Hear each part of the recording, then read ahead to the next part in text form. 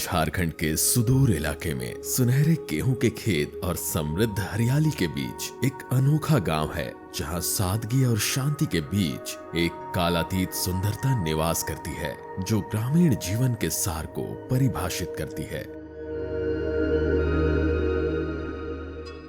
यहाँ गांव की सड़कें अपने सपनों का पीछा कर रहे छोटे बच्चों की हंसी में गुंजायमान है।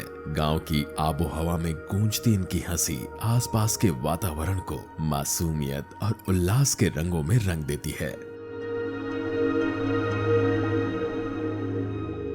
प्रत्येक आवास अपनी फूस की छत और मिट्टी की दीवारों के साथ परंपरा और विरासत की कहानियां बुदबुदाता है। ग्रामीणों के रंगों में दैनिक गतिविधियां और समय की गति एक निरंतर लय के साथ गतिमान प्रतीत होती हैं। सुबह से शाम तक गांव का हर व्यक्ति अटूट लगन के साथ मेहनत करता है। इनके मेहनतकश हाथ और तृप्त हृदय अनुभव की प्रामाणिकता से ओतप्रोत हैं। पसीने से लथपथ भौहें और कठोर हाथ दृढ़ता और समर्पण की कहानी बयां करते हैं।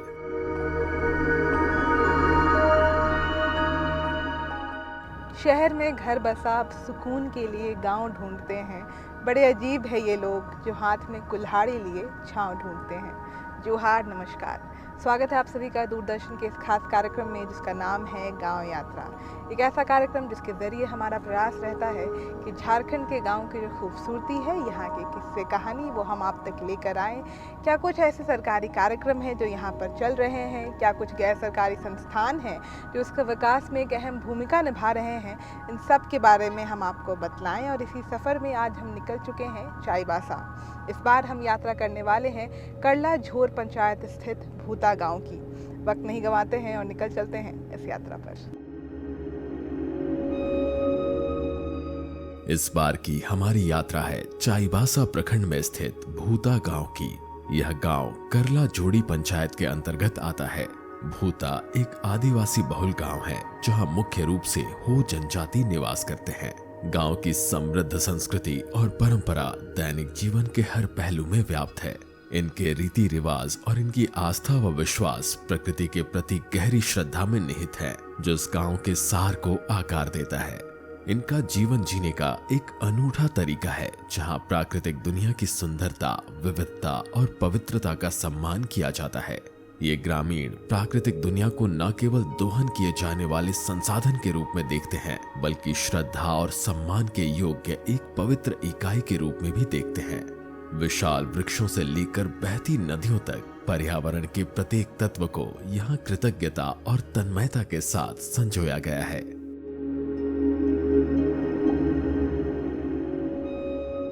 यहाँ के अधिकतर ग्रामीण अपनी आजीविका के लिए कृषि पर निर्भर हैं। ऐसे में कृषि की सफलता के लिए पर्याप्त सिंचाई सुविधा सुनिश्चित करना महत्वपूर्ण है। भूता गांव पहाड़ी की तलहटी में बसा हुआ है, जिस कारण बारिश का पानी बहते हुए भारी मात्रा में नीचे आता है, किंतु इस जल को संचित करने का कोई भी साधन मौजूद न होने के कारण ये बह जाते थे। इस समस्या और इसमें छुपी संभावना को देखते हुए जल छाजन योजना तैयार की गई तथा वर्षा जल का प्रभावी ढंग से उपयोग करने के लिए वाटरशेड प्रबंधन योजना शुरू की गई। पहाड़ी की तलहटी पर ट्रेंच का निर्माण किया जा रहा है, जो ऊपर से बहकर आने वाले वर्षा जल को संग्रहित करने के लिए चैनल के रूप में काम करेगा। पेज में इसलिए यहाँ हम लोग चुने कि पहाड़ी ये है, तो यहाँ से जो पानी आती है ना, तो ये नीचे भाग है, तो पानी पूरा बहा के चल जाता है। और फिर जो यहाँ खेत सब है, खेती लायक नहीं होता था पहले। तो अगर इस तरह हम लोग टीसी भी बनाएंगे तो जितना भी पानी आएगी वो पानी इसमें जमा हो करके नीचे जो उन्हीं का ही खेत है, तो ये खेत में नामी बना रहेगा और खेती करने से भी उसका फसल अच्छा हो बोल करके हम लोग वैसे ही लाभुक लोगों को ढूंढ के ये माने जगह सब ये करके हम लोग फिर उन लोगों का खेत में टीसी भी बनवाते हैं। और फिर लाभुक भी बोलता है कि मेरा जगह भी वैसे है और आप बनाइए।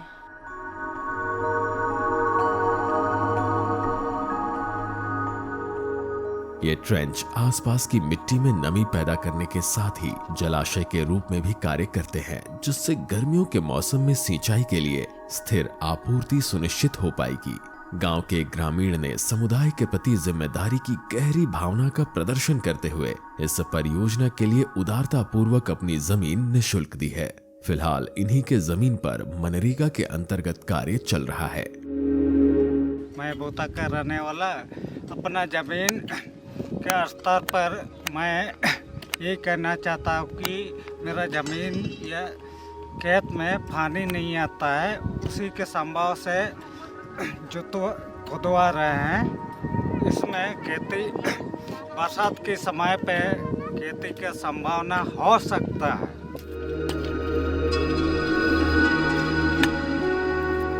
इस गांव ने एक वक्त ऐसा भी देखा था जब यहाँ आजीविका का कोई प्रमुख साधन मौजूद नहीं था, जिस कारण अधिकतर ग्रामीण पलायन करके दूसरे राज्यों में चले जाते थे।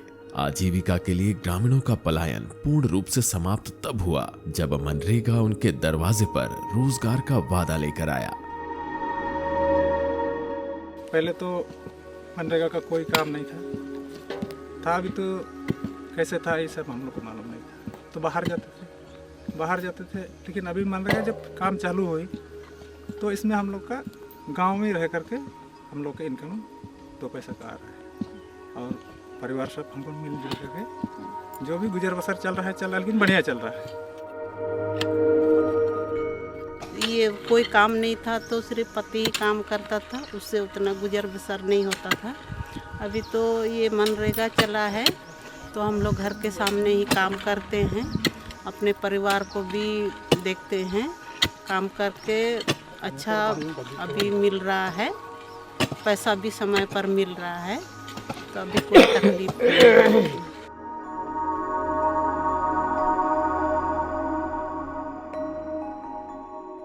वाटर शेड को लेकर काम देख रहे हैं, तो अभी हम लोग वही काम शुरू किए हैं। जैसे कि हम लोग जंगल के किनारे हैं तो यहाँ का जो बहता हुआ पानी है उसको कैसे हम लोग धीमा करेंगे ताकि नीचे जो ज़मीन है उनको फ़ायदा हो। तो अभी काम चालू है और साथ में मेरा जो पोस्ट है उसका काम है कि जो भी गांव स्तर या पंचायत स्तर का बात है, काम है, उनको हम कैसे ब्लॉक तक पहुंचाए। तो हम एक ब्रिज का काम कर रहे हैं। मनरेगा काफी हद तक बेहतर कल का सपना देखने का साहस करने वालों के लिए जीवनदायिनी साबित हुआ। मनरेगा द्वारा ग्रामीणों को अपना घर छोड़े बिना आजीविका चलाने का अवसर प्राप्त हुआ है।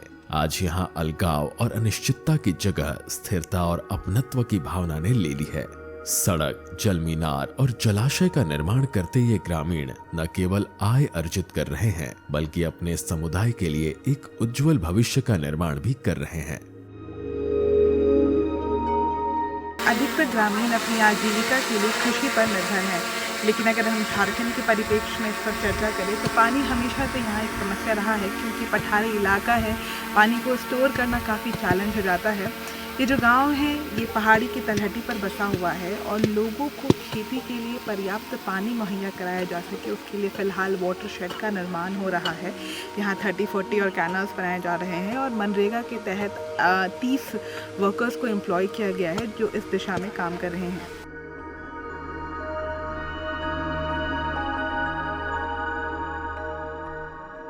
झारखंड में जल, जीवन और पृथ्वी को पुनर्जीवित करने के लिए जीवदाह हासा कार्यक्रम की शुरुआत की गई। इसकी परिकल्पना ग्रामीण परिसर में आय बढ़ाने, उत्पादन में विविधता लाने और अन्य प्रभावशाली योजनाओं को पुनर्जीवित करने के उद्देश्य से किया गया है। भूता गांव में इस कार्यक्रम के तहत वाटरशेड परियोजना पर कार्य किया जा रहा है। साथ ही कृषि के क्षेत्र में यहाँ कुछ उल्लेखनीय कार्य किए गए हैं।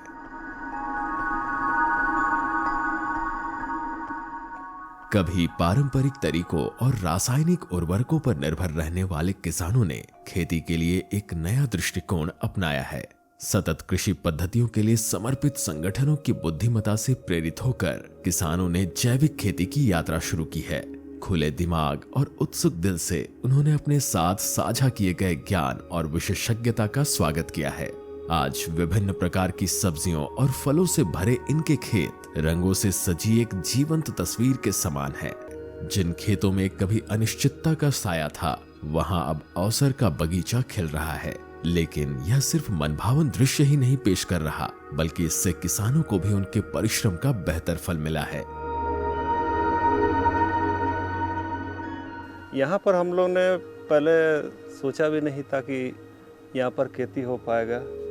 तो बीच में 2020 में एक हम लोग को ब्लॉक से दिया गया था, बिरसा हरित ग्राम आम बागवानी योजना करके योजना दिया गया था। तो उसमें हम लोग यहाँ पर कोई जिला से भी आया था देखने के लिए, तो इस जगह को चयनित कर दिया गया था। जैसे कि यहाँ पर जो पहले खेती नहीं होता था, जैसे कि जंगल की तरह पूरा झाड़ी था, तो आम बागवानी योजना मिलने के बाद हम लोग ऐसे इस जंगल झाड़ी को हम लोग साफ किया।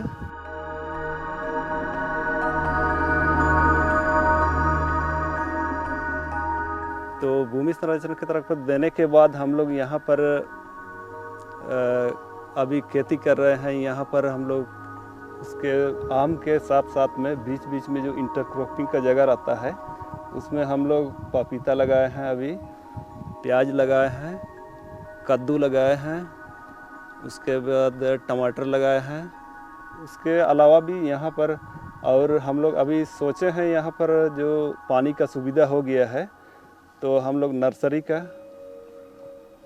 नर्सरी लगाने के लिए हम लोग इच्छुक हैं अभी।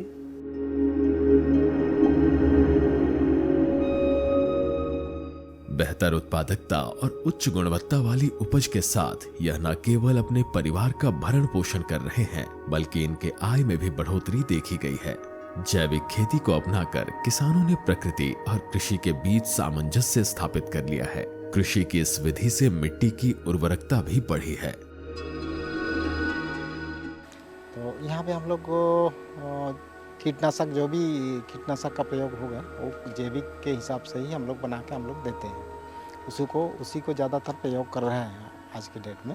एक साथ हम लोग अगर कीटनाशक दवा का प्रयोग करना बंद कर देते हैं, वो भी किसानों का एक ये समस्या आ रही है कि एक साथ अगर बंद कर देते हैं तो वो जैविक खेती उतना कारगर नहीं होता, कि जल्दी काम नहीं देता है।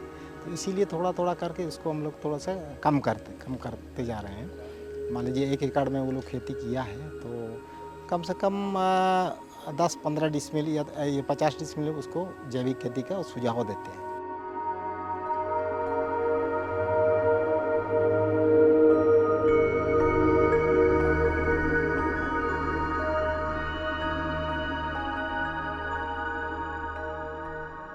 आम बागवानी के साथ साथ वो तो 5-6 साल बाद फल देना स्टार्ट करेगा, लेकिन उसके बीच में भी इनकम की ज़रूरत होती है। तो इन्होंने इंटरक्रॉपिंग के थ्रू से मल्टीपल एक्टिविटीज़ किया है, कुछ नर्सरीज़ किया है, कुछ मचान खेती कर रहे हैं, वहाँ पे लौकी इस तरीके की सब्जी करके मार्केट में बेचते हैं। और सबसे अच्छी बात है कि ये इन्होंने ऐसे प्लेस पे किया है जहाँ पे बहुत ज़्यादा पानी रुकता नहीं था। ये पहाड़ जैसा एरिया है और प्लांटेशन यहाँ पर उन्होंने करके दिखाया। अब इसी गांव के दूसरे लोग मोटिवेट हो करके वो लोग भी अपने अपने प्लेसेस पे इस तरीके का प्लांटेशन और दूसरे एक्टिविटीज़ कर रहे हैं।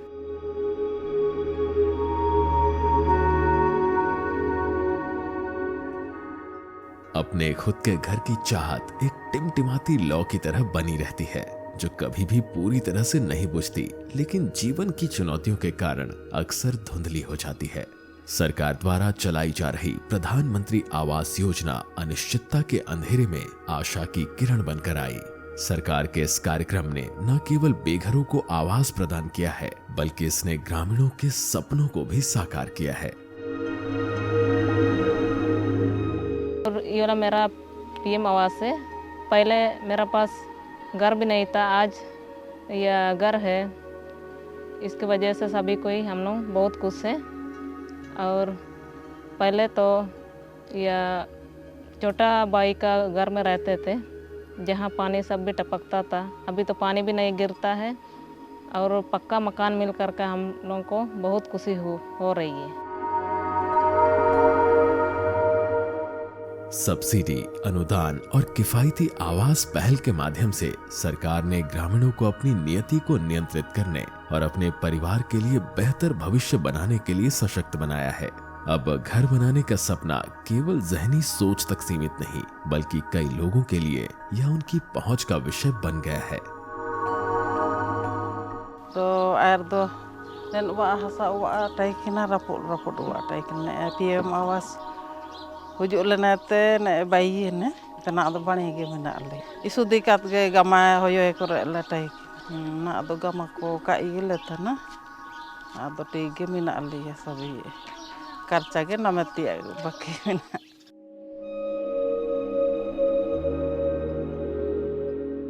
गांव के उभरते परिदृश्य में यहाँ की महिलाएं विकास और परिवर्तन के राह की पुरोधा हैं। अपनी पारंपरिक दायित्वों को पार करके ये महिलाएं घर और बाहर के कार्यों को सहजता से संतुलित कर रही हैं।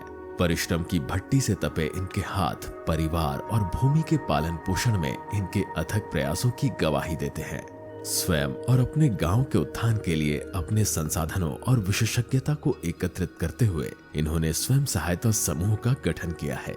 इस समूह के माध्यम से इन्होंने उन आवासों के दरवाजे खोल दिए हैं जो पहले पहुंच से परे थे। समूह से जुड़कर यहाँ की महिलाएं समय समय पर अपनी जरूरतों को पूरा करने के लिए ऋण लेती हैं। कई महिलाएं समूह से उठाए गए पैसों की मदद से गृह निर्माण, बागवानी और बच्चों को शिक्षा दे रही हैं। गांव का विकास पूर्ण रूप से तभी मुमकिन हो सकता है जब वहां रह रही महिलाओं का विकास हो सके। ऐसे में स्वयं सहायता समूह की जो योगदान है वो बहुत ही महत्वपूर्ण हो जाता है, जिससे जुड़कर महिलाएं न केवल साप्ताहिक बचत करती हैं, न केवल वो फाइनेंशियली स्ट्रांग हो रही है, बल्कि उसके साथ ही साथ जो कुछ भी योजनाएं गांव में आती हैं उसके बारे में वो एक दूसरे को जागरूक करते हैं, उसका लाभ उठाती हैं। फिलहाल इस गाँव में एक समूह की आज बैठक हुई है जहाँ पर बचत भी हो रही है और चर्चा भी होगा, तो हम आपको ले चलते हैं और महिलाओं से आपकी बातचीत करवाते हैं।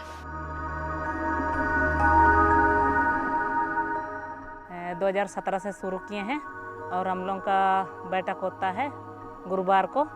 हर सप्ताह हम लोग बचत करते हैं 10 रुपये के अनुसार से, और हमारे समूह में 13 सदस्य हैं, और जो भी हम लोग की ज़रूरत होती है तो समूह से हम लोग लोन लेकर कुछ आजीविका करते हैं। वैसे ही सभी दीदियों को अगर ज़रूरत होता है तो समूह से हम लोग लोन के रूप में देते हैं। और अब पहले हम लोग का 2 रुपया ब्याज दर था, अभी 1 रुपया ब्याज दर में हम लोग देते हैं, फिर वो लोग महीना में चुकती करती है। 4वीं में पढ़ती हूँ। ड्राइंग करना मेरे को बहुत पसंद है। संजय वर्मा विद्यालय लुपुंगकुडू चाईबासा। मेरा गांव बहुत सुंदर है, पहाड़ है, नदी है, तालाब सब भी है। दीदी बड़ी योजना तो नहीं है ये, मेरे समूह से मैं लोन ले करके बीज सब खरीद करके ये लगाई हूँ, और मतलब घर का खाने का सब्जी भी होगा और साथ में कुछ आमदनी भी आएगा, इससे मेरे परिवार का लाभ भी होगा।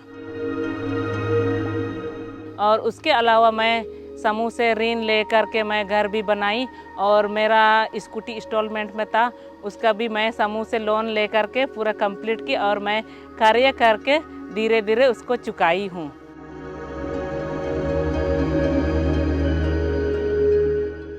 इनके द्वारा समूह की बैठक में गांव की समस्याओं पर भी चर्चा की जाती है एवं उसका निवारण भी किया जाता है। गांव के विकास में अपनी भूमिका को समझते हुए ये महिलाएं अपनी जिम्मेदारी को शालीनता और सम्मान के साथ स्वीकार कर रही हैं।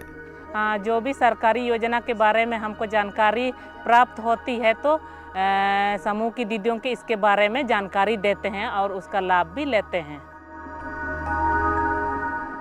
विकास की दिशा में अग्रसर इस गांव में कुछ चुनौतियां अब भी मौजूद हैं, जो इसके रमणीय परिदृश्य पर व्यवधान डालती हैं। स्वच्छ पेयजल तक पहुंच एक गंभीर चिंता का विषय है। हालांकि सार्वजनिक उपयोग के लिए एक जल मीनार का निर्माण किया गया है, लेकिन स्थिर और विश्वसनीय जल आपूर्ति सुनिश्चित करने की यात्रा अब भी बाकी है। ग्रामीणों का कहना है कि यहाँ हर घर नल जल योजना के अंतर्गत निरीक्षण कार्य पूरा हो चुका है और जल्द ही निर्माण कार्य शुरू कर दिया जाएगा। 2010 में जब चुनाव हुआ था तो मैं चुनाव लड़ी थी, उसमें मैं जिला परिषद अध्यक्ष के रूप में चुनी गई थी। तो उस समय हमारे यहाँ सिर्फ चापाकल था। उसके बाद से हमारे यहाँ में जल मीनार बना तो हम लोग को सुविधा हो गया। पहले चापाकल था तो उस समय हमको पानी का काफ़ी तकलीफ़ होता था, भीड़ होता था, लोग काम करने जाते हैं और सब एक साथ काम से वापस आते हैं तो जल जगह बहुत भीड़ होता था। तो जब से ये जल मीनार बना तब से हम लोग को सुविधा हो गया।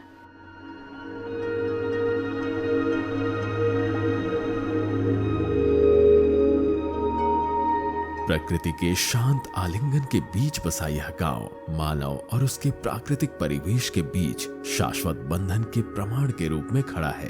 पीढ़ियों से इसके निवासी पृथ्वी के प्रचुर उपहारों से भरण पोषण और प्रेरणा लेते हुए भूमि के साथ सद्भाव पूर्वक रहते आए हैं। ऐसी दुनिया में जहां विकास अक्सर पर्यावरणीय गिरावट की कीमत पर होता है, यह गांव विनाश के बिना विकास का एक उज्जवल उदाहरण प्रस्तुत करता है।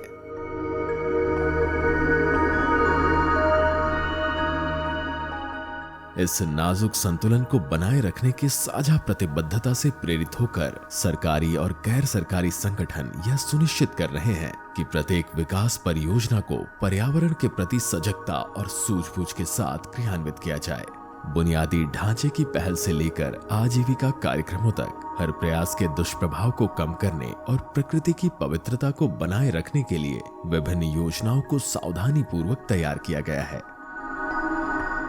इसमें मेनली ये ऐसे इसका नाम Jharkhand high impact mega watershed project है, but as in Jharkhand tribal belt पे काम हो रहा है तो इसका नाम ट्राइबल रखा गया है। जीविदा हसा, जल, जंगल और ज़मीन, इसको लेकर के काम कर रहे हैं। इसमें हम लोग 2 पार्ट में काम कर रहे हैं, एक वाटरशेड और लाइवलीहुड और एक जेंडर पार्ट। जो भी हम लोग इस पर वाटरशेड का काम करेंगे ये मनरेगा के कन्वर्जेंस से होगा और इसमें ज़्यादातर हम लोग महिलाओं को इन्वॉल्व करके काम करने की कोशिश कर रहे हैं और इसमें एक बेटर एस्पेक्ट ये एम लेकर के चल रहे हैं कि इस प्रोजेक्ट के थ्रू से हम लोग जो फार्मर्स हैं उनका इनकम डबल कर पाएंगे।